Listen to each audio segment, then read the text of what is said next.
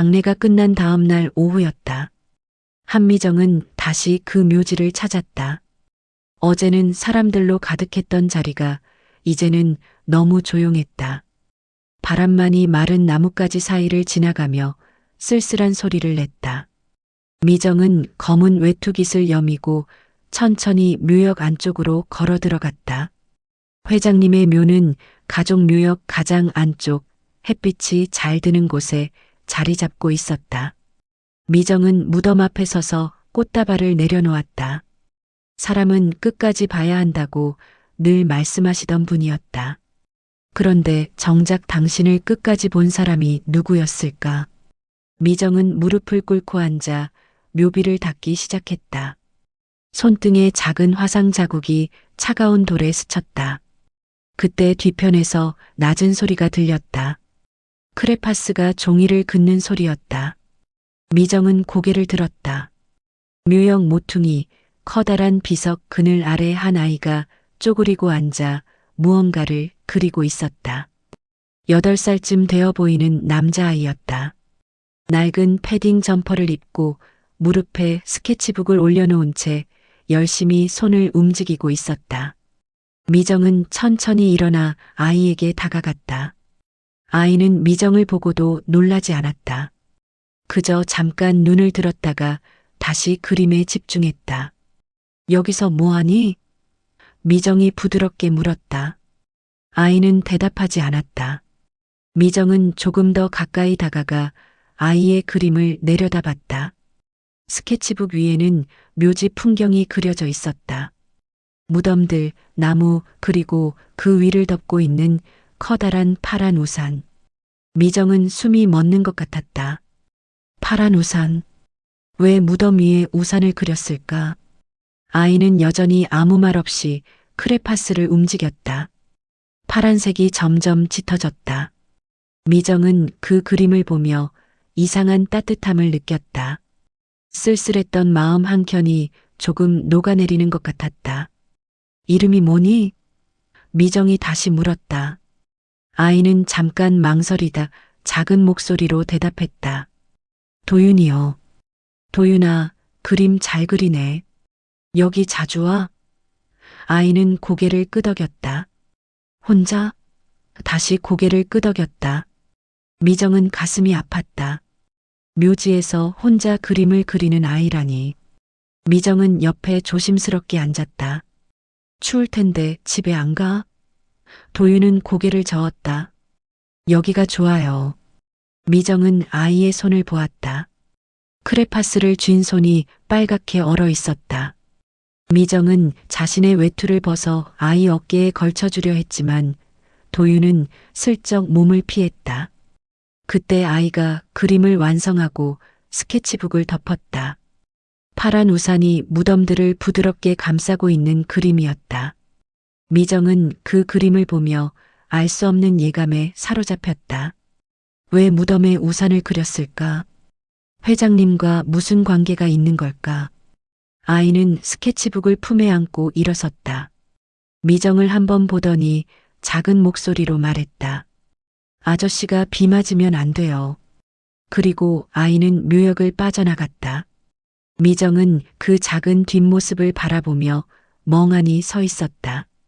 가슴속에서 무언가가 꿈틀거렸다. 이 아이와 이 그림이 무언가 중요한 열쇠가 될 것 같았다. 사흘 뒤 미정은 서울 강남 한복판의 법무법인 회의실에 앉아 있었다. 큰 테이블 주위로 강도준 회장의 가족들이 모여 있었다. 장남 강태성은 테이블 상석에 앉아 있었다. 반듯한 올백머리, 완벽하게 다려진 정장, 손목에 커프 스링크까지 흐트러짐이 없었다. 그는 서류를 넘기며 낮고 빠른 목소리로 말했다. 시간이 아까우니 빨리 진행합시다. 미정은 테이블 끝자리에 앉아 있었다. 가족이라고 불렸지만 늘 이 자리였다. 끝자리. 회의실 유리창 너머로 서울 시내가 내려다 보였다. 저 밑에는 사람들이 바쁘게 오가고 있을 것이다. 미정은 손등의 화상 자국을 무의식적으로 만지작거렸다.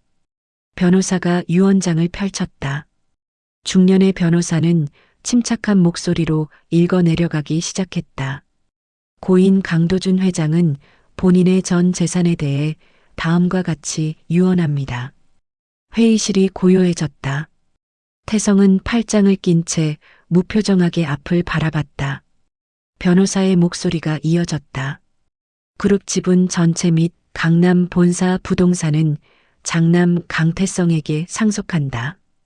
제주 별장 및 용인 토지는 차남 강민석에게 상속한다. 장롱 속 금괴 일체는 손자 강우진에게 상속한다. 미정은 가만히 듣고 있었다. 예상했던 일이었다. 자신의 이름은 나오지 않을 것이다. 며느리는 가족이 아니니까. 아니, 가족이었지만 가족으로 취급받지 못했으니까. 변호사가 마지막 문단을 읽었다.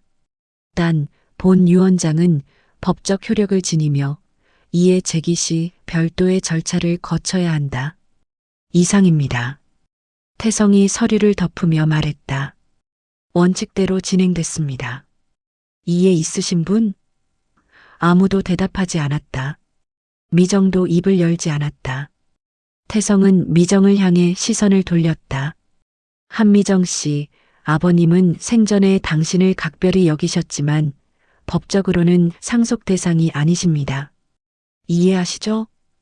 미정은 고개를 끄덕였다. 목소리가 나오지 않았다. 태성은 만족한 듯 미소를 지었다. 좋습니다. 그럼 오늘 회의는 여기서 마치겠습니다. 사람들이 하나둘 자리에서 일어났다. 미정은 마지막까지 앉아 있었다. 변호사가 서류를 정리하며 미정에게 다가왔다. 유족분들께는 위로의 말씀을 전합니다. 미정은 고개를 숙여 인사했다. 변호사가 떠나고 회의실에는 미정 혼자만 남았다. 미정은 주머니에 손을 넣었다. 그 안에는 도윤이 그린 파란 우산 그림이 접혀 있었다. 미정은 그림을 꺼내 펼쳤다. 무덤 위를 덮는 파란 우산. 아저씨가 비 맞으면 안 돼요. 도윤의 목소리가 다시 들리는 것 같았다. 미정은 그림을 보며 생각했다. 회장님은 정말 이게 전부였을까? 추가로 남긴 말은 없었을까? 그때 복도에서 태성의 목소리가 들렸다. 그는 누군가와 통화 중이었다. 유언장은 깔끔하게 정리됐어. 예상대로야. 추가 유언? 그런 건 없어. 아버지는 원칙을 중시하는 분이셨으니까. 미정은 숨을 죽였다. 추가 유언. 그 단어가 귓가에 맴돌았다. 회장님은 병실에서 마지막 날 미정의 손을 잡고 무언가 말하려 했었다. 하지만 숨이 끊어져 끝까지 듣지 못했다. 추가로 남긴 게 그게 뭐였을까? 미정은 그림을 다시 주머니에 넣었다. 가슴속에서 무언가가 끌어올랐다. 분노였다. 아니, 분노를 억누르는 힘이었다. 미정은 자리에서 일어났다. 이대로 끝낼 수는 없었다. 그날 저녁 미정은 다시 묘지로 향했다. 해가 빠르게 지고 있었다. 초겨울 하늘은 금방 어두워졌다. 미정은 묘역 입구를 지나 납골당 쪽으로 걸어갔다. 회장님의 묘는 야외에 있었지만 강씨 가문의 오래된 조상들은 납골당 안에 모셔져 있었다. 미정은 납골당 앞 계단에 앉아 숨을 고르고 있었다. 유언장 공개 이후로 마음이 복잡했다. 추가 유언이라는 단어가 머릿속을 떠나지 않았다. 회장님은 분명 무언가 더 남기려 했었다. 미정은 그걸 느꼈다. 하지만 어디서부터 찾아야 할지 막막했다. 그때 뒤에서 발소리가 들렸다. 미정은 고개를 돌렸다. 도윤이 서 있었다. 아이는 여전히 낡은 패딩 점퍼를 입고 있었고 손에는 스케치북을 들고 있었다. 미정은 놀라서 일어났다. 도윤아, 여기서 뭐해? 도윤은 대답 대신 미정에게 다가왔다. 그리고 스케치북에서 한 장의 그림을 찢어 미정에게 내밀었다. 파란 우산 그림이었다. 지난번에 봤던 그 그림과 똑같았다. 아니, 더 정교했다. 무덤 위의 우산이 더 선명했고 우산 아래에는 작은 글씨로 무언가 쓰여 있었다. 미정은 그림을 받아들었다. 손이 떨렸다. 이걸 왜 나한테 줘? 미정이 물었다. 도윤은 미정을 똑바로 쳐다보며 말했다. 아저씨가 우산 아래 있으랬어요. 미정은 숨이 멎었다. 아저씨? 누구? 도윤은 고개를 돌려 납골당 쪽을 가리켰다. 저기 계신 아저씨요. 할아버지라고 했어요. 미정의 심장이 쿵쾅거렸다. 회장님을 말하는 건가? 하지만 회장님은 돌아가셨다. 도윤아, 그 아저씨가 언제 그렇게 말했어? 도윤은 잠시 생각하더니 대답했다. 저번에요. 비 오던 날. 아저씨가 여기 오셨어요. 저한테 우산 그려달라고 했어요. 미정은 혼란스러웠다. 회장님이 생전에 도윤을 만났다는 건가? 언제? 왜? 미정은 그림을 다시 들여다봤다. 우산 아래 작은 글씨가 보였다. 약속? 미정은 손가락으로 그 글자를 쓰다듬었다. 약속? 누구와의 약속일까? 도윤은 미정을 보며 말했다. 아줌마는 착해 보여요. 그래서 줘요. 미정는 가슴이 뭉클해졌다. 고마워, 도윤아. 그런데 너는 여기서 어떻게 지내니? 부모님은? 도윤의 얼굴이 어두워졌다. 없어요. 미정은 더 이상 묻지 못했다. 아이는 분명 혼자였다. 묘지 근처 어딘가에서 숨어 지내고 있는 것 같았다. 미정은 도윤의 어깨에 손을 올렸다. 도윤아, 배고프지 않아? 도윤은 고개를 끄덕였다. 미정은 가방에서 빵 한 봉지를 꺼내 건넸다. 이거 먹어. 도윤은 망설이다가 빵을 받았다. 그리고 작은 목소리로 말했다. 아줌마, 아저씨 말 들어줘야 해요. 우산 아래 꼭 찾아야 해요. 미정는 고개를 끄덕였다. 알았어. 찾아볼게. 약속할게. 도윤은 안심한 듯 고개를 끄덕이고 돌아섰다. 미정은 아이의 뒷모습을 바라보며 그림을 꼭 쥐었다. 파란 우산. 약속? 이 그림은 단순한 그림이 아니었다. 회장님이 남긴 마지막 메시지였다. 미정은 납골당 문을 바라봤다. 저 안에 뭔가 있는 걸까? 우산 아래에 숨겨진 게 있는 걸까? 미정은 그림을 가방에 조심스럽게 넣었다. 이제 혼자서는 할 수 없었다. 도움이 필요했다. 법적으로, 절차적으로 이 비밀에 접근할 방법을 찾아야 했다. 미정은 휴대폰을 꺼내 연락처를 뒤적였다. 유언 집행을 담당한다는 젊은 변호사가 있었다. 박지훈. 회장님이 신뢰했던 사람이라고 들었다. 미정은 번호를 눌렀다. 신호음이 울렸다. 한 번, 두 번, 세 번. 그리고 목소리가 들렸다. 여보세요? 미정은 숨을 깊이 들이쉬고 말했다. 저 한미정입니다. 변호사님과 꼭 만나야 할 것 같습니다. 이틀 뒤 미정은 묘지 근처 작은 분식집에 앉아 있었다. 오래된 가게였다. 플라스틱 테이블과 의자, 벽에 붙은 낡은 메뉴판, 김이 모락모락 나는 떡볶이 냄새가 가득했다. 미정은 창가 자리에 앉아 밖을 바라보고 있었다. 곧 박지훈 변호사가 올 것이다. 미정은 가방 안에 파란 우산 그림을 확인했다. 여전히 그 자리에 있었다. 종이가 약간 구겨져 있었지만 그림은 선명했다. 무덤 위에 파란 우산, 그 아래 약속이라는 글씨. 문이 열리며 종소리가 울렸다. 30대 초반으로 보이는 남자가 들어왔다. 단정한 짧은 머리, 검은색 캐주얼 재킷, 손에는 서류 가방. 박지훈이었다. 그는 주위를 둘러보다 미정을 발견하고 다가왔다. 한미정 씨? 미정은 일어나 고개를 숙였다. 네, 와주셔서 감사합니다. 지훈은 미정 맞은편에 앉았다. 그의 표정은 진지했다. 전화로 급하게 만나자고 하셔서 왔습니다. 무슨 일이신지요? 미정은 잠시 망설이다 가방에서 그림을 꺼내 테이블 위에 펼쳤다. 지우는 그림을 내려다봤다. 눈썹이 살짝 올라갔다. 이게 뭡니까? 한 아이가 그린 그림이에요. 묘지에서 만난 아이인데 회장님이 이걸 그려달라고 했다고 해요. 지우는 그림을 자세히 들여다봤다. 파란 우산이군요. 그런데 이게 유언과 무슨 관계가? 미정은 숨을 고르고 말했다.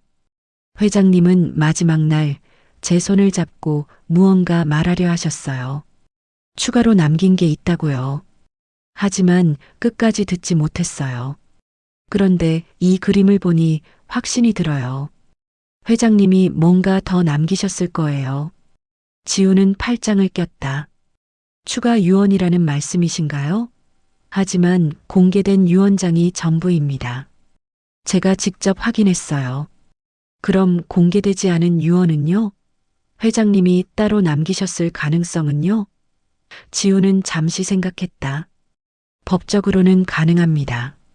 자필 유언이나 녹음 유언 혹은 특정 조건 하에 공개되는 조건부 유언 같은 것들이요.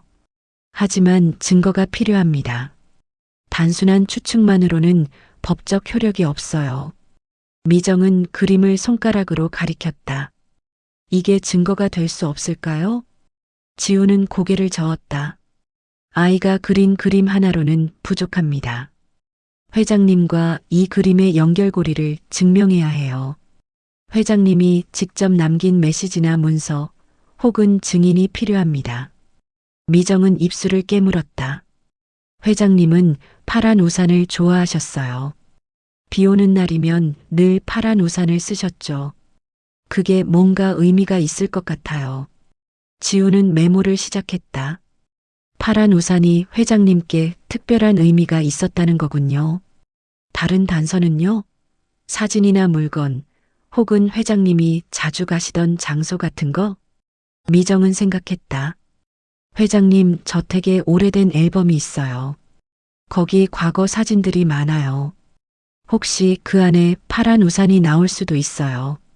지우는 고개를 끄덕였다. 그렇다면 그 앨범을 확인해 봐야겠네요. 하지만 한미정 씨 조심하셔야 합니다. 강태성 씨는 상속 문제에 매우 민감할 겁니다. 만약 추가 유언이 발견되면 그의 지위가 흔들릴 수 있으니까요. 미정은 고개를 끄덕였다. 알아요. 하지만 회장님의 진짜 뜻을 찾고 싶어요. 사람은 끝까지 봐야 한다고 늘 말씀하셨으니까요. 지우는 미정을 바라봤다. 그의 눈빛이 조금 부드러워졌다. 증거는 사람을 배신하지 않습니다. 우리가 찾는다면 반드시 나올 겁니다. 미정은 희망의 불씨를 느꼈다. 혼자가 아니었다. 이제 함께 싸울 사람이 생겼다. 지우는 그림을 사진으로 찍고 미정에게 돌려줬다. 일단 회장님 저택의 앨범부터 확인해 보세요. 저는 법적으로 추가 유언이 가능한 경로들을 조사해 보겠습니다. 그리고 그 아이 도윤이라고 했죠? 그 아이와 회장님의 관계도 알아봐야 할 것 같습니다. 미정은 그림을 다시 가방에 넣었다. 고맙습니다, 변호사님. 지우는 자리에서 일어서며 말했다. 한미정 씨, 이 일은 쉽지 않을 겁니다.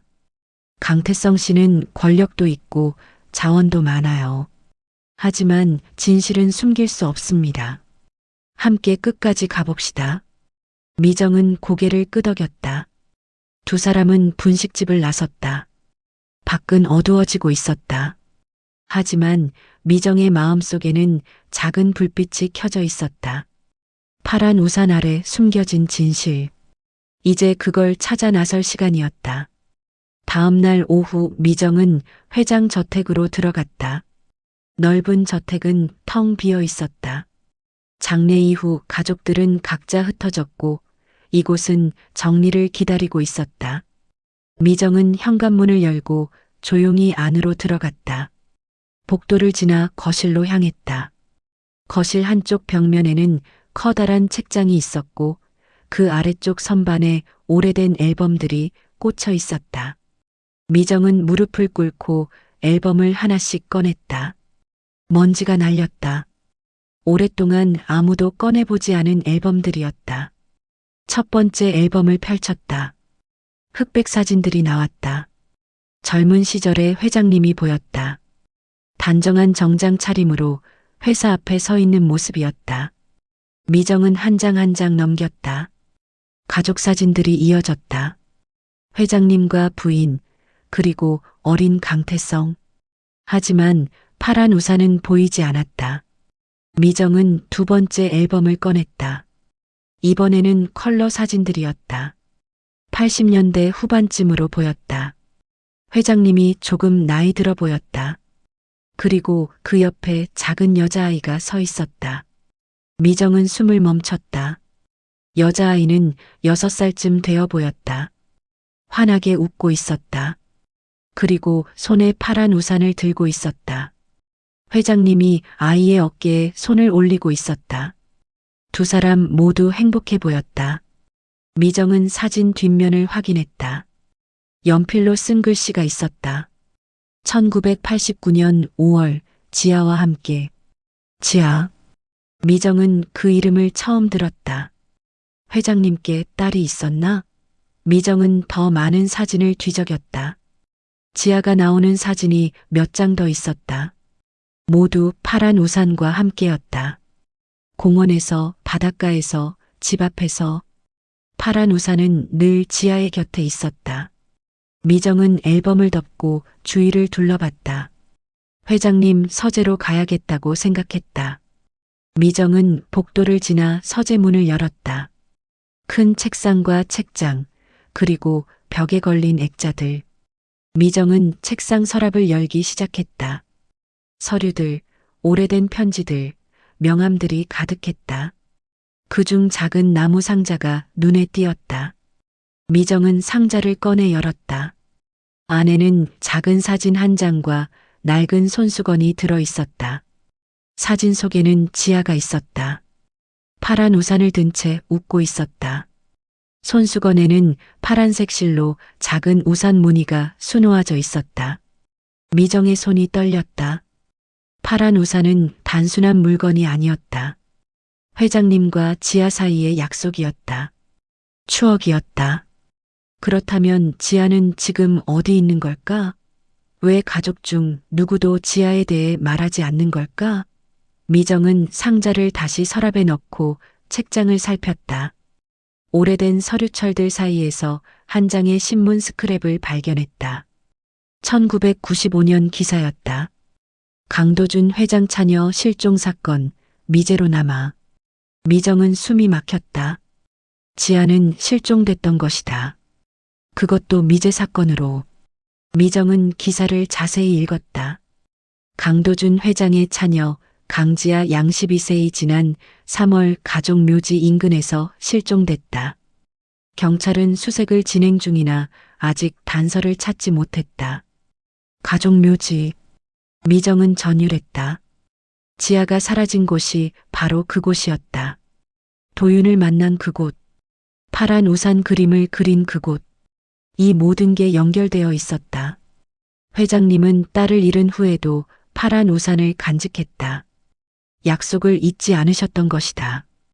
그리고 마지막 순간 그 약속을 다시 떠올리셨을 것이다. 미정는 휴대폰을 꺼내 지훈에게 전화를 걸었다. 신호음이 울렸다. 여보세요? 지훈의 목소리가 들렸다. 미정은 떨리는 목소리로 말했다. 변호사님 찾았어요. 파란 우산의 의미를. 회장님께는 지아라는 딸이 있었어요. 1995년에 가족 묘지에서 실종됐어요. 파란 우산은 그 아이와의 약속이었어요. 전화 너머로 지훈이 숨을 들이쉬는 소리가 들렸다. 그렇다면 추가 유언은 그 아이와 관련이 있을 수 있습니다. 회장님이 마지막까지 찾으려 하셨던 것 아닐까요? 미정은 고개를 끄덕였다. 그리고 도윤이에요. 그 아이가 왜 묘지에 있는지, 왜 회장님을 알고 있는지, 이 모든 게 연결되어 있어요. 지훈이 말했다. 지금 당장 만나야겠습니다. 제가 그쪽으로 가겠습니다. 움직이지 마세요. 미정은 전화를 끊고 다시 사진을 들여다봤다.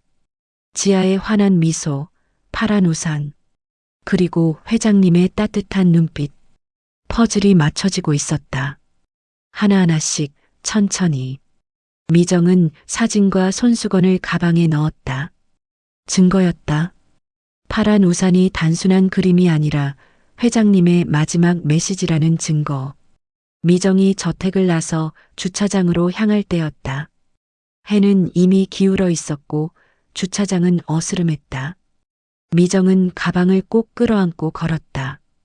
그 안에는 지아의 사진과 손수건, 그리고 도윤의 그림이 들어 있었다. 모든 증거가 한 곳에 모여 있었다. 미정은 차 쪽으로 걸어갔다. 그때 뒤에서 차 문이 닫히는 소리가 들렸다. 미정은 고개를 돌렸다. 강태성이 검은색 세단에서 내리고 있었다. 그의 얼굴은 그늘에 가려져 있었지만 차가운 눈빛은 또렷했다. 한미정 씨. 태성의 목소리가 주차장에 울렸다. 낮고 빠른 말투였다. 미정은 멈춰섰다. 심장이 빠르게 뛰기 시작했다. 태성이 천천히 다가왔다. 그는 완벽하게 다려진 검은색 코트를 입고 있었고 커프스링크가 희미한 불빛에 반짝였다. 저택에 왜 오셨습니까? 허락도 없이. 미정은 숨을 고르고 대답했다. 회장님 물건을 정리하러 왔어요. 제가 해야 할 일이니까요. 태성은 코웃음을 쳤다. 정리요? 아니면 뭔가 찾으러 오셨나요? 미정은 가방을 더 꼭 껴안았다. 태성의 시선이 가방으로 향했다. 가방 안에 뭐가 들어 있습니까? 제 물건이에요. 태성은 한 걸음 더 다가왔다. 미정과의 거리가 좁혀졌다. 한미정 씨, 우리 솔직하게 이야기합시다. 당신은 뭔가 찾고 있죠? 추가 유언 같은 거요. 미정은 태성을 똑바로 쳐다봤다. 그게 있다면 어떻게 하시겠어요? 태성의 입꼬리가 살짝 올라갔다. 없습니다. 제가 확인했으니까요. 아버지는 원칙을 중시하는 분이셨어요. 모든 걸 명확하게 정리하고 가셨습니다. 그럼 왜 이렇게 불안해하세요? 미정의 말에 태성의 표정이 굳어졌다. 그는 잠시 침묵했다. 그리고 다시 입을 열었다. 한미정 씨, 당신은 이 가문의 일원이 아닙니다. 법적으로도 혈연으로도 아니에요. 하지만 아버지께서 당신을 아꼈던 건 인정합니다. 그래서 제안을 하나 하죠. 미정은 대답하지 않았다. 태성이 이어갔다. 당신이 찾고 있는 게 뭐든 지금 당장 그만두세요. 그럼 제가 당신에게 적절한 보상을 하겠습니다. 생활비로 쓸 수 있을 만큼요. 미정은 숨을 깊이 들이쉬었다. 보상이요? 네. 현금으로 드리죠.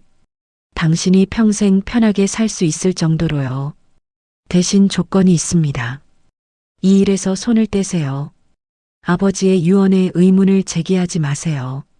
그리고 그 변호사, 박지훈이라고 했죠? 그 사람과도 만나지 마세요. 미정은 태성을 바라봤다. 그의 눈빛에는 불안이 가득했다. 원칙을 중시한다고 말하지만 정작 그는 뭔가를 숨기고 있었다. 제안 감사하지만 거절하겠습니다. 미정이 말했다. 태성의 얼굴이 차갑게 굳었다. 한미정 씨, 현명하지 못한 선택입니다. 사람은 끝까지 봐야 해요. 회장님이 그렇게 가르쳐 주셨어요. 태성은 한숨을 쉬었다. 원칙대로 합시다. 당신이 이 일을 계속 진행한다면 저도 제 방식대로 대응할 수밖에 없습니다. 미정은 차 쪽으로 걸어가려 했다. 태성이 미정의 팔을 붙잡았다. 가방 좀 보여주시죠. 미정은 팔을 뿌리쳤다. 손 치우세요. 태성은 물러서지 않았다. 당신이 저택에서 가져간 게 뭡니까? 아버지 물건을 무단으로 가져가는 건 절도입니다. 미정은 공포를 느꼈다. 하지만 동시에 반발심도 올라왔다. 전 아무것도 훔치지 않았어요. 제가 가진 건 제 것들이에요. 태성은 손을 뻗어 가방을 잡으려 했다. 미정은 가방을 뒤로 빼며 소리쳤다. 하지 마세요. 그 순간 주차장 입구에서 차 한 대가 들어왔다. 헤드라이트가 두 사람을 비췄다. 태성은 손을 거두고 뒤로 물러섰다. 차에서 지훈이 내렸다. 그는 빠르게 미정에게 다가왔다. 괜찮으세요? 미정은 고개를 끄덕였다. 지훈은 태성을 향해 말했다. 강태성 씨, 한미정 씨를 위협하시는 겁니까? 태성은 온매를 가다듬으며 냉소를 지었다. 위협이라니요. 그저 대화를 나눴을 뿐입니다. 박 변호사님도 원칙을 아시잖습니까? 근거 없는 의심으로 유언을 뒤집으려는 건 법적으로 문제가 될 수 있습니다. 지훈이 대답했다. 증거는 사람을 배신하지 않습니다. 우리는 법적 절차를 따를 겁니다. 태성은 두 사람을 번갈아 보더니 차로 돌아갔다. 차 문을 열기 전 그는 말했다. 후회하지 마세요. 두 분 다. 그리고 차를 몰고 떠났다. 미정은 그제야 숨을 제대로 쉴 수 있었다. 지훈이 물었다. 정말 괜찮으세요? 미정은 고개를 끄덕였다. 하지만 손은 여전히 떨리고 있었다. 이틀 뒤 미정은 경찰서 조사실에 앉아 있었다.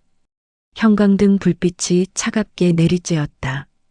테이블 건너편에는 중년의 형사가 앉아 있었다. 그는 서류를 넘기며 물었다. 한미정 씨, 강도준 회장 저택에서 개인 소장품을 무단으로 가져간 게 맞습니까? 미정은 고개를 저었다. 아닙니다. 제가 가져간 건 회장님께서 제게 의미 있는 물건들이에요. 절도가 아닙니다. 형사는 한숨을 쉬었다. 하지만 신고인 강태성 씨 측에서는 당신이 유품을 무단으로 반출했다고 주장합니다. 특히 오래된 사진과 손수건을 가져갔다고요. 미정은 입술을 깨물었다. 태성이 신고한 것이었다. 원칙대로 한다던 그 말이 이런 뜻이었구나. 그 물건들은 회장님의 딸 강지아 양과 관련된 것들이에요. 회장님께서 소중히 간직하셨던 거예요. 형사는 메모하며 물었다. 강지아 양? 실종 사건의 그 아이 말입니까? 네. 회장님은 그 아이를 평생 잊지 않으셨어요. 그리고 그 물건들이 회장님의 진짜 유언과 연결돼 있어요. 형사는 고개를 갸우뚱했다. 유언이요?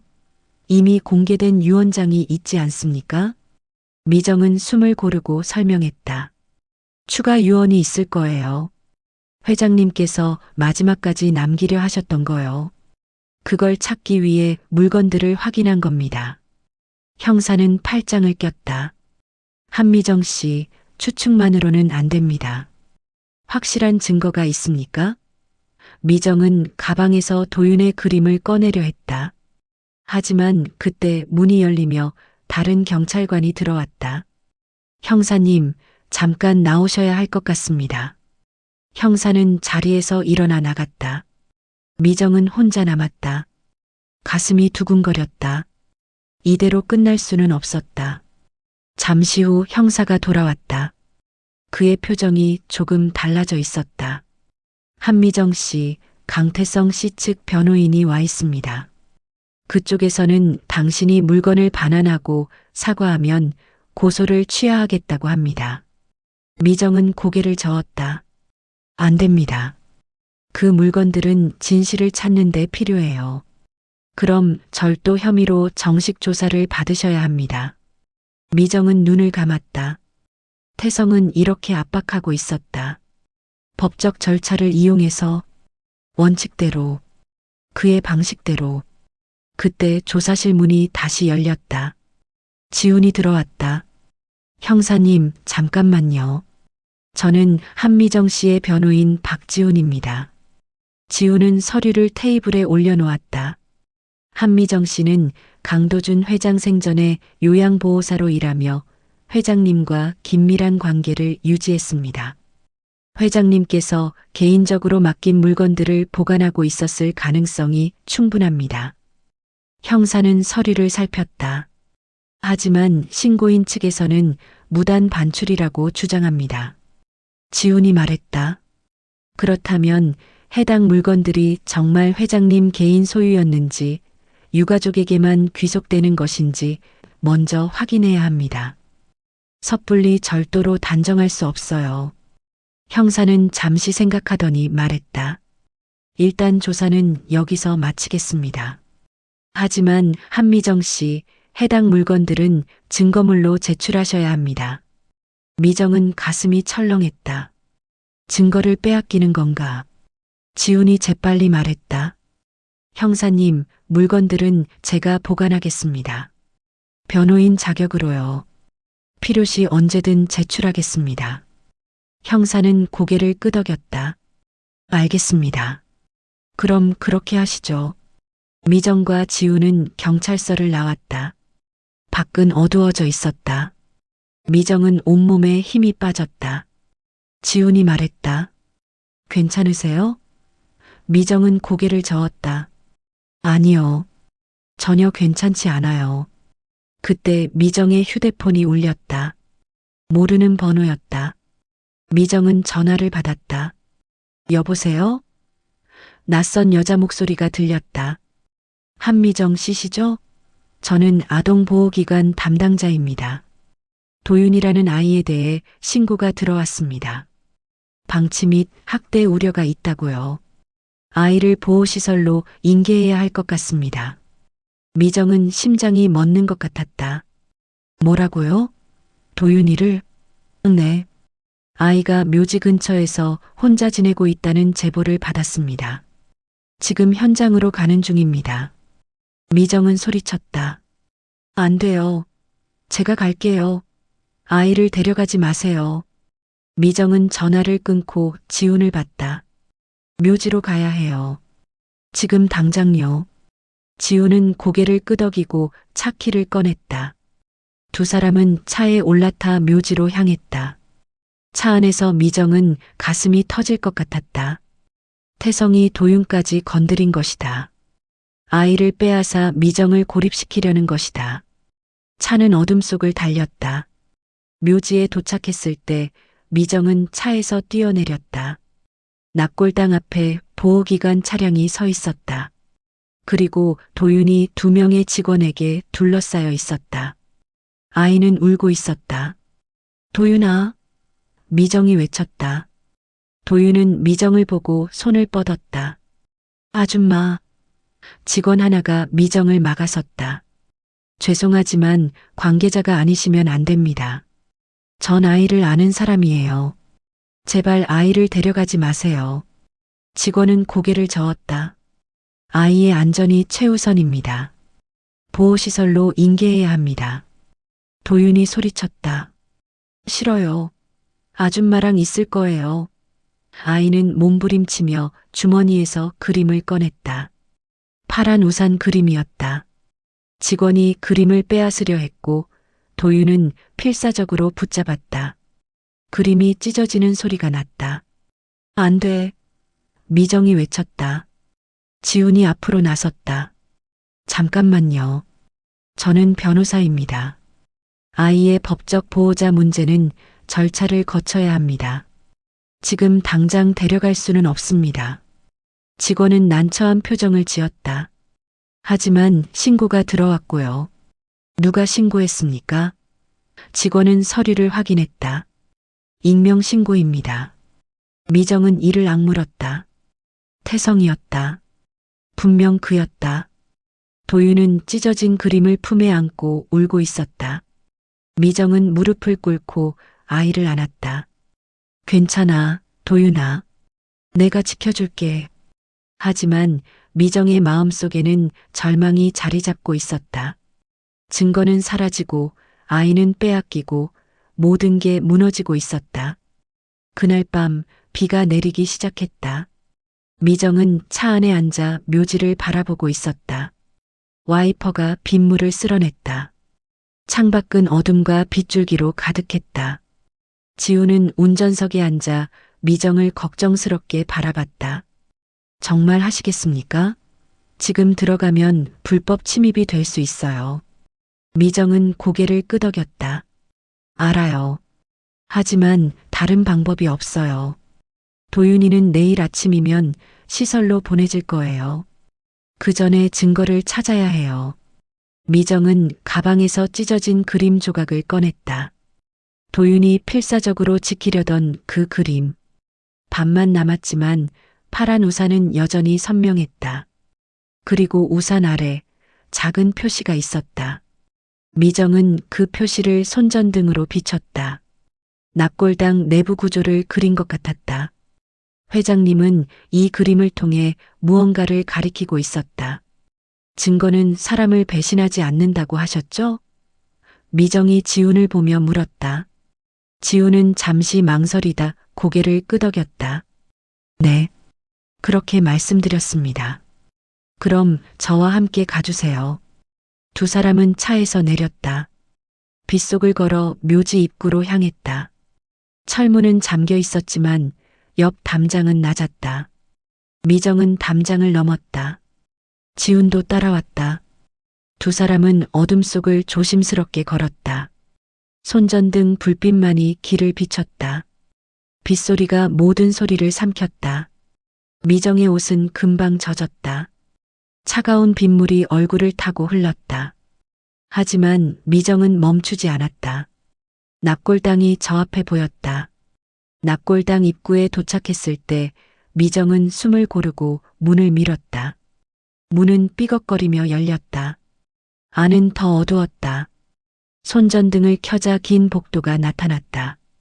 양쪽 벽면에는 위패들이 줄지어 있었다. 강씨 가문의 조상들이었다. 미정은 그림을 다시 펼쳤다.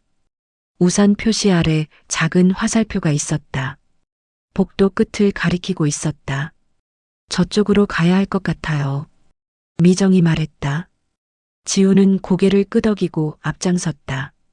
복도를 따라 걸었다. 발소리가 메아리 쳤다.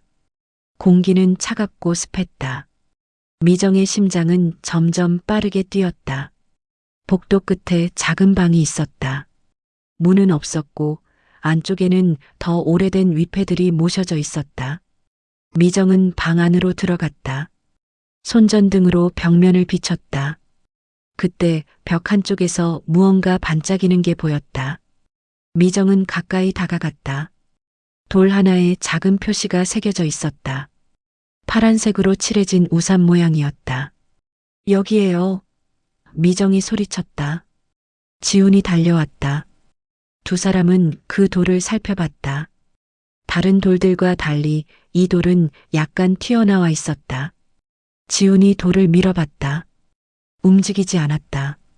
미정은 돌을 잡아당겼다. 그때 돌이 살짝 돌아갔다. 딸깍하는 소리와 함께 벽 일부가 열렸다. 작은 공간이 나타났다. 미정은 숨을 멈췄다. 그 안에 금속 상자가 하나 놓여 있었다. 상자 겉면에는 파란색 페인트로 우산이 그려져 있었다. 미정은 떨리는 손으로 상자를 꺼냈다. 무거웠다. 지훈이 손전등을 비췄다. 미정은 상자를 열었다. 안에는 봉투 하나와 오래된 서류들, 그리고 작은 USB가 들어 있었다. 봉투에는 회장님의 필체로 쓰여 있었다. 내 마지막 약속? 미정의 눈에 눈물이 고였다. 찾았다. 회장님이 남기신 진짜 유언을. 지훈이 말했다. 이게 2차 유언인 것 같습니다. 빨리 나가야 해요. 미정은 상자를 가슴에 안았다. 두 사람은 납골당을 빠져나왔다. 밖에는 여전히 비가 내리고 있었다. 미정은 하늘을 올려다봤다. 빗물이 얼굴을 적셨다. 하지만 이번에는 따뜻했다. 회장님께서 지켜보고 계신 것 같았다. 아저씨, 찾았어요. 우산 아래에서. 미정은 속으로 중얼거렸다. 지훈이 미정의 어깨에 손을 올렸다. 가시죠. 이제 시작입니다. 미정은 고개를 끄덕였다. 파란 우산 표시는 지도였다. 회장님이 남긴 마지막 보물지도. 그리고 미정은 그걸 따라 진실에 도착했다. 두 사람은 차로 돌아왔다. 차 안에서 미정은 봉투를 열었다. 안에는 편지 한 장이 들어 있었다. 회장님의 글씨였다. 내가 평생 지키지 못한 약속이 하나 있다. 지아를 찾는다는 약속. 하지만 이제 그 약속을 지킬 방법을 찾았다. 도윤이가 그 열쇠다. 내 딸의 아이, 내 손자. 미정은 숨이 멎었다. 도윤이 지아의 아들이라니. 그렇다면 도윤은 회장님의 손자였다. 미정은 서류를 펼쳤다. DNA 검사 결과, 출생증명서, 그리고 지아가 마지막으로 남긴 편지가 있었다. 그리고 강태성이 숨긴 진실도 여기 있다. 회장님의 편지는 이어졌다. 태성이는 지아의 실종 사건을 알고 있었다. 그날 무슨 일이 있었는지. 하지만 그는 침묵했다. 자신의 지위를 지키기 위해. 미정은 손이 떨렸다. 태성이 숨긴 과거. 그것이 이제 드러날 것이다. 지훈이 서류를 보며 말했다. 이건 결정적입니다. 도윤이의 법적 지위, 그리고 강태성의 은폐. 모든 게 여기 있어요. 미정은 파란 우산 그림을 다시 봤다. 이 모든 것의 시작. 도윤이 그린 그 그림. 이제 그 의미를 완전히 알게 됐다. 회장님의 약속, 지아와의 약속, 그리고 도윤을 지키겠다는 약속. 다음 날 아침 지훈의 사무실에는 긴장감이 감돌았다. 미정과 지훈, 그리고 공증인 한 명이 테이블에 둘러앉아 있었다. 테이블 위에는 어젯밤 납골당에서 찾아낸 금속 상자가 놓여 있었다. 파란 우산이 그려진 그 상자. 공증인은 장갑을 끼고 조심스럽게 상자를 열었다. 안에서 봉투와 서류들, USB를 꺼냈다. 공증인이 봉투를 열고 안에 편지를 읽기 시작했다. 강도준에 잡힐 유언서입니다. 날짜는 사망 3개월 전이네요. 공증인이 소리내어 읽었다. 나 강도준은 본 유언을 통해 다음을 명한다. 첫째, 나의 차녀 강지아는 1995년 실종 후 2010년 타지에서 사망했음을 확인했다. 둘째, 지아는 생전 아들 하나를 낳았으며 그 아이의 이름은 김도윤이다. 셋째, 도윤은 나의 친손자이며 DNA 검사 결과가 이를 증명한다. 미정은 숨을 죽이고 들었다. 도윤이 정말 회장님의 손자였다. 공증인이 계속 읽었다. 넷째, 나는 도윤에게 그룹 지분 30%와 제주 별장, 그리고 교육기금 50억을 상속한다. 미정은 눈을 감았다. 회장님은 끝까지 도윤을 지키려 하셨던 것이다. 공증인이 편지를 내려놓고 서류를 펼쳤다. 여기 DNA 검사 결과가 있습니다. 강도준 회장과 김도윤 간의 친손자 관계가 99.9% 확률로 증명됩니다. 그리고 여기 강지아 양의 출생증명서와 사망신고서도 있네요. 지훈이 서류를 받아 검토했다. 모두 법적으로 유효한 문서입니다. 이것만으로도 상속 구도가 완전히 바뀝니다. 미정은 가슴이 뛰었다. 드디어 회장님의 진짜 뜻이 세상에 드러나는 것이다. 공증인이 USB를 컴퓨터에 꽂았다. 화면에 영상이 재생되기 시작했다. 병상에 누운 회장님의 모습이었다. 녹화 날짜는 사망 2개월 전이었다. 회장님은 카메라를 보며 말씀하셨다. 나는 오랫동안 지아를 잃은 죄책감에 살았다. 하지만 3년 전 사립 탐정을 통해 지아가 남긴 아이 도윤을 찾아냈다.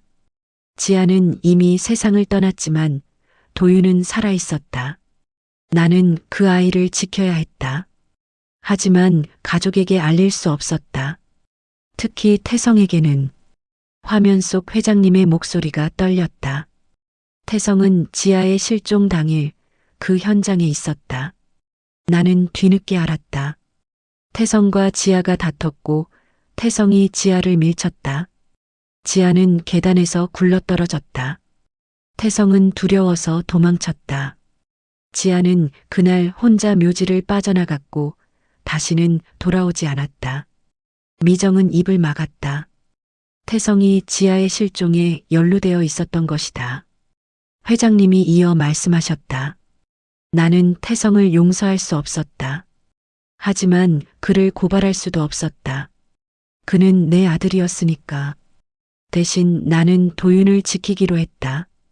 내가 지키지 못한 지아를 대신해서 영상은 계속됐다. 그래서 나는 이 2차 유언을 남긴다. 도윤에게 정당한 몫을 주고 태성의 죄를 기록으로 남긴다. 한미정, 당신이 이 영상을 보고 있다면 부탁이 있다. 도윤을 지켜달라. 당신은 끝까지 나를 봐준 유일한 사람이었다. 도윤도 끝까지 봐달라. 미정의 눈에서 눈물이 흘렀다. 회장님은 미정을 믿고 계셨던 것이다. 영상이 끝났다. 사무실은 고요했다. 공증인이 침묵을 깼다. 이 유언장과 영상, 그리고 증거 서류들은 모두 법적으로 유효합니다. 즉시 법원에 제출해야 합니다. 지훈이 고개를 끄덕였다. 강태성 씨에게 통보하겠습니다. 그리고 도윤의 법적 보호자 지정 절차도 시작해야 합니다. 미정은 파란 우산 그림을 꺼내 테이블에 올려놓았다. 찢어졌지만 여전히 선명한 그 그림. 도윤이가 그린 이 그림이 모든 걸 시작했어요. 이 아이는 회장님이 남긴 마지막 약속이었어요. 공증인이 그림을 보며 말했다. 파란 우산. 회장님과 지아 양의 상징이었군요. 그리고 이제는 도윤과 당신을 잇는 상징이 됐네요. 그날 오후 지우는 강태성에게 공식 통보서를 보냈다. 2차 유언장의 존재와 도윤의 법적 지위, 그리고 태성의 과거 은폐에 대한 증거. 1시간 뒤 태성에게서 전화가 왔다. 지훈이 받았다. 박 변호사. 태성의 목소리는 떨리고 있었다. 이건 말도 안 됩니다. 그 유언장은 위조예요. 위조가 아닙니다. 필적 감정과 공증이 완료됐습니다. 그리고 영상도 있습니다. 회장님이 직접 남기신 거예요. 태성은 잠시 침묵했다. 그럼 그 아이는? 도윤은 회장님의 친손자입니다. DNA 검사로 확인됐어요. 태성의 숨소리가 거칠어졌다. 내가 했던 일을. 네. 회장님은 모두 알고 계셨습니다. 강지아 양의 실종 당일 무슨 일이 있었는지요. 태성은 말을 잇지 못했다.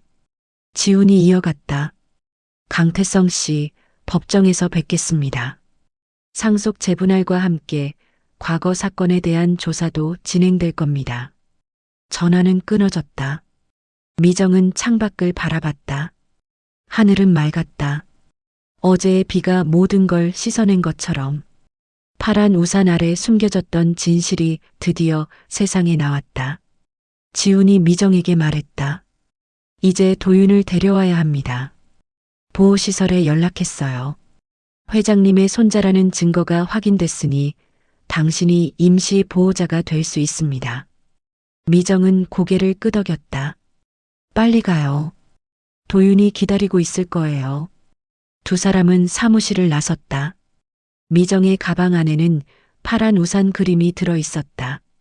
찢어지고 구겨졌지만 그 그림은 모든 걸 바꿨다.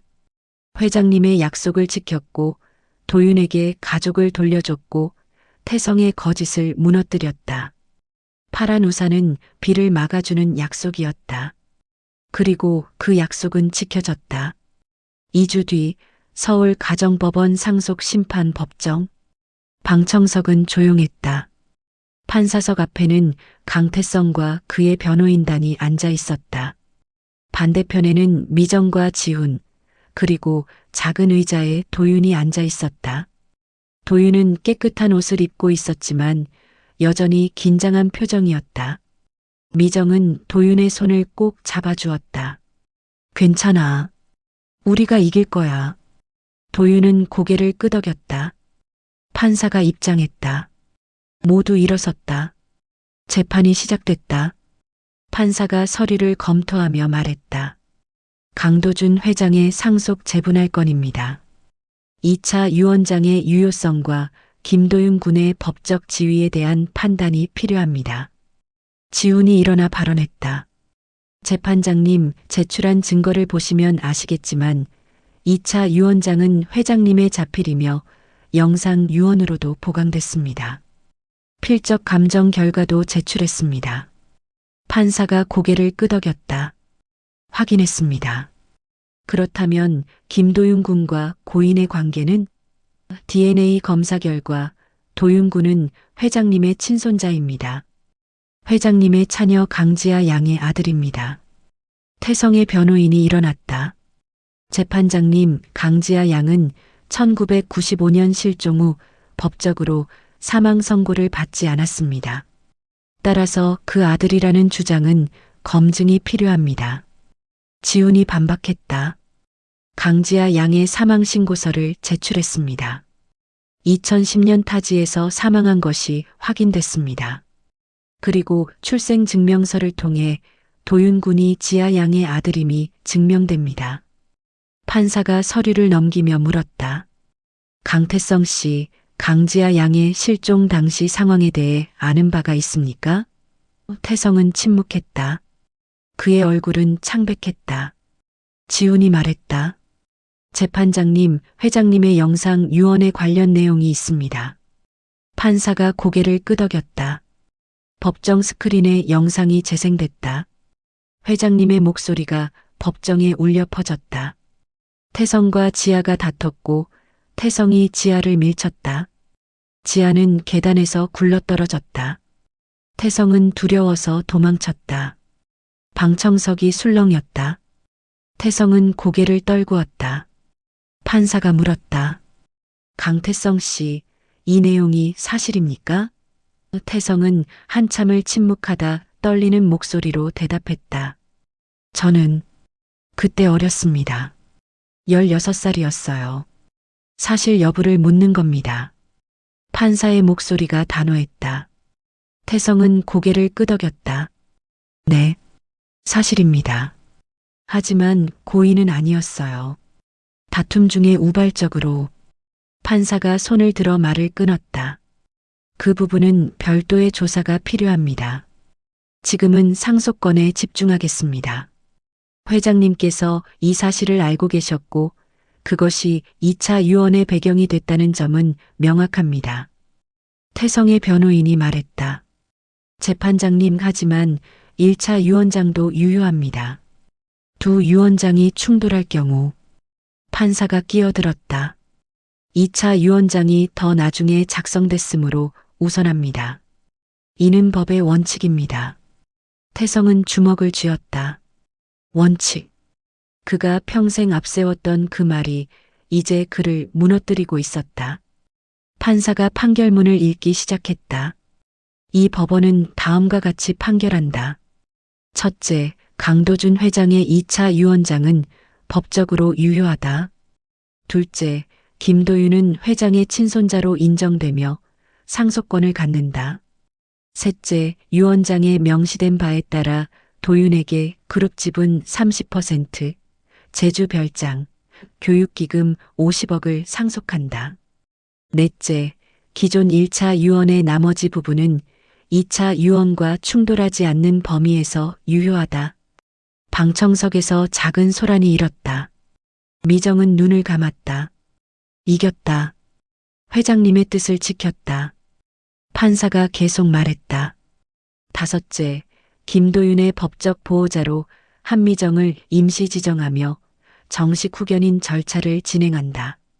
여섯째, 강지아 양의 실종 사건과 관련된 사항은 검찰에 통보한다. 태성은 자리에 주저앉았다. 그의 변호인들이 그를 부축했다.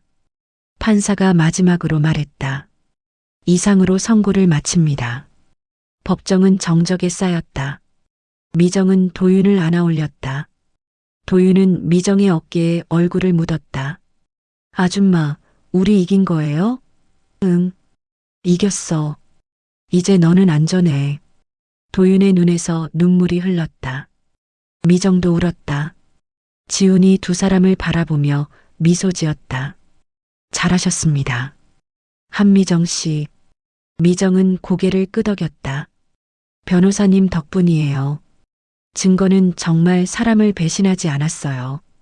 법정을 나서는 길, 태성이 복도에 서 있었다. 미정과 눈이 마주쳤다. 태성은 한참을 미정을 바라보다 입을 열었다. 당신이 이긴 거군요. 미정은 도윤을 내려놓고 태성에게 다가갔다. 전 이기려고 한 게 아니에요. 회장님의 뜻을 따랐을 뿐이에요. 태성은 쓴웃음을 지었다. 아버지는 끝까지 절 용서하지 않으셨군요. 용서하셨어요. 그래서 이렇게라도 기회를 주신 거예요. 당신이 스스로 마주하라고. 태성은 고개를 떨구었다. 원칙대로 했어야 했는데. 진작에. 미정은 태성을 지나쳐 걸어갔다. 도윤이 미정의 손을 잡았다. 아줌마, 이제 어디 가요? 집에 가자. 우리 집에. 도윤은 환하게 웃었다. 법원 밖으로 나오자 햇살이 따뜻했다. 미정은 가방에서 파란 우산 그림을 꺼냈다. 찢어진 그 그림. 미정은 도윤에게 건넸다. 이거 내가 그린 거지? 도윤은 그림을 받아들었다. 네. 할아버지가 그려달라고 하셨어요. 우산 아래 있고 싶다고. 미정은 도윤의 머리를 쓰다듬었다. 할아버지는 이제 우산 아래 계셔. 그리고 우리도 그 우산 아래 있어. 도윤은 그림을 가슴에 안았다. 미정은 하늘을 올려다봤다. 구름 사이로 햇살이 쏟아졌다. 회장님이 웃고 계신 것 같았다. 지훈이 옆으로 다가오며 말했다. 한미정 씨, 재단 설립건은 제가 도와드리겠습니다. 회장님이 남기신 교육기금으로 도윤이 같은 아이들을 도울 수 있을 거예요. 미정은 고개를 끄덕였다. 사람은 끝까지 봐야 한다고 회장님이 말씀하셨어요. 저도 도윤이를 끝까지 볼 거예요. 그리고 다른 아이들도. 도윤이 미정을 올려다보며 물었다. 아줌마, 우리 이제 가족이에요? 미정은 무릎을 꿇고 도윤과 눈높이를 맞췄다. 응, 우리는 가족이야. 도윤은 미정을 안았다. 미정도 도윤을 꼭 안았다. 파란 우산 그림이 바람에 살랑거렸다. 석 달 뒤 봄이 왔다. 미정은 도윤과 함께 다시 그 묘지를 찾았다. 하지만 이번에는 쓸쓸하지 않았다. 따뜻한 오후 햇살이 묘역을 비추고 있었다. 나무들은 연두색 새순을 틀었다. 겨울이 지나고 봄이 온 것처럼 미정의 삶에도 새로운 계절이 찾아왔다. 도윤은 미정의 손을 잡고 묘역 안으로 걸어 들어갔다. 아이는 이제 훨씬 밝아 보였다. 깨끗한 옷, 단정한 머리, 그리고 무엇보다 웃는 얼굴. 두 사람은 회장님의 묘 앞에 섰다. 미정은 무릎을 꿇고 묘비를 닦았다. 도윤도 옆에 앉아 작은 손으로 묘비를 쓰다듬었다. 할아버지, 저예요. 도윤이에요. 아이의 목소리가 맑았다. 미정은 가방에서 꽃다발을 꺼내 놓았다. 그리고 작은 파란 우산 하나를 꺼냈다. 진짜 우산이었다. 작지만 선명한 파란색. 미정은 그 우산을 묘 앞에 조심스럽게 세워 놓았다. 바람에 흔들리지 않도록 돌로 받쳐 놓았다. 회장님, 약속 지켰어요. 도윤이를 지켰어요. 미정은 눈을 감고 회장님을 떠올렸다. 병상에서 미정의 손을 잡으시던 그 따뜻한 손. 사람은 끝까지 봐야 한다고 말씀하시던 그 목소리. 미정은 그 가르침을 평생 잊지 않을 것이다. 도윤도 눈을 감고 작은 손을 모았다. 할아버지, 저 이제 학교 다녀요. 아줌마랑 같이 살아요. 그림도 많이 그려요. 아이의 목소리에 행복이 묻어났다. 미정은 도윤의 어깨를 감싸 안았다. 두 사람은 한참을 그렇게 앉아 있었다. 아줌마. 도윤이 미정을 올려다보며 물었다. 할아버지는 하늘에서 우릴 보고 계실까요? 미정은 하늘을 올려다봤다. 구름 한 점 없는 맑은 하늘이었다. 물론이지. 지금도 보고 계실 거야. 우리가 행복한 걸 보시면서 웃고 계실 거야. 도윤은 고개를 끄덕이며 미소 지었다. 그럼 할아버지한테 인사해야겠다. 아이는 일어나서 묘를 향해 큰 절을 했다. 미정도 함께 절을 했다. 두 사람은 천천히 일어났다. 파란 우산이 바람에 살랑거렸다. 마치 회장님이 답하시는 것 같았다. 묘지를 나서는 길, 도윤이 물었다. 아줌마, 재단은 언제 문 열어요? 미정은 미소 지었다. 다음 주야. 파란 우산 재단. 회장님 이름으로 만든 거야. 너처럼 힘든 아이들을 돕는 곳이야. 도윤의 눈이 반짝였다. 저도 도울 수 있어요? 물론이지. 내가 제일 중요한 사람이야. 내 경험이 다른 아이들에게 큰 힘이 될 거야. 도윤은 신이 나서 뛰기 시작했다. 미정은 웃으며 아이를 따라갔다. 묘지 입구에 지훈이 차 옆에서 기다리고 있었다. 그는 두 사람을 보며 손을 흔들었다. 잘 다녀오셨어요? 지훈이 물었다. 미정은 고개를 끄덕였다. 네. 회장님께 인사드리고 왔어요. 지훈은 도윤을 보며 말했다. 도윤아, 다음 주 재단 개소식 때 내가 테이프 커팅할 거야. 준비됐어? 도윤은 힘차게 대답했다. 네. 세 사람은 차에 올라탔다. 차가 출발하자 미정은 뒤를 돌아봤다. 묘지가 점점 멀어졌다. 파란 우산이 햇살에 반짝이고 있었다. 미정은 가슴이 따뜻해졌다. 이제 더 이상 슬픈 곳이 아니었다. 새로운 시작의 장소였다. 일주일 뒤 파란 우산 재단 개소식 날이 왔다. 작지만 아늑한 건물이었다. 입구에는 파란 우산 모양의 간판이 걸려 있었다. 많은 사람들이 모였다. 기자들, 후원자들, 그리고 도움이 필요한 아이들과 가족들. 미정은 단상에 섰다. 도윤은 옆에 서서 미정의 손을 잡고 있었다. 미정은 마이크를 잡고 말했다. 안녕하세요. 파란 우산 재단 이사장 한미정입니다. 이 재단은 고 강도준 회장님의 뜻에 따라 만들어졌습니다. 회장님께서는 평생 한 가지를 가르쳐 주셨습니다. 사람은 끝까지 봐야 한다고. 미정은 도윤을 바라봤다. 이 아이, 도윤이가 그 가르침의 증거입니다. 회장님은 도윤이를 끝까지 보셨고 지키셨습니다. 이제 우리도 그렇게 할 것입니다. 도움이 필요한 아이들을 끝까지 보고 지키겠습니다. 박수가 터졌다. 도윤은 환하게 웃었다. 테이프 커팅 시간이 왔다. 도윤은 큰 가위를 들고 테이프 앞에 섰다. 미정과 지훈이 양옆에서 함께 가위를 잡았다. 하나, 둘, 셋. 테이프가 끊어졌다. 사람들이 환호했다. 풍선이 날아올랐다. 파란색 풍선들이었다. 개소식이 끝나고 미정은 재단 사무실에 혼자 앉아 있었다. 책상 위에는 액자가 하나 놓여 있었다. 도윤이 그린 파란 우산 그림이었다. 찢어진 부분은 정성스럽게 복원됐다. 미정은 그림을 보며 미소 지었다. 모든 게 이 그림에서 시작됐다. 묘지에서 만난 한 아이의 그림 한 장이 상속 판도를 뒤집고 진실을 밝히고 새로운 가족을 만들었다. 회장님이 남긴 마지막 약속. 파란 우산 아래에서 문이 열리며 도윤이 들어왔다. 아줌마, 밖에서 사진 찍자는데요. 미정은 일어나 도윤의 손을 잡았다. 그래, 가자. 두 사람은 건물 밖으로 나갔다.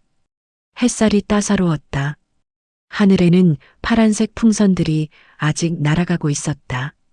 미정은 하늘을 올려다보며 속으로 중얼거렸다. 회장님, 끝까지 봤어요. 그리고 이제 새로운 시작을 해요. 파란 우산 아래에서 도윤이 미정을 올려다보며 물었다. 아줌마, 뭐라고 했어요? 미정은 도윤을 안아올리며 말했다. 너를 사랑한다고 했어. 도윤은 깔깔 웃었다. 저도 사랑해요, 아줌마. 사진사가 카메라를 들었다.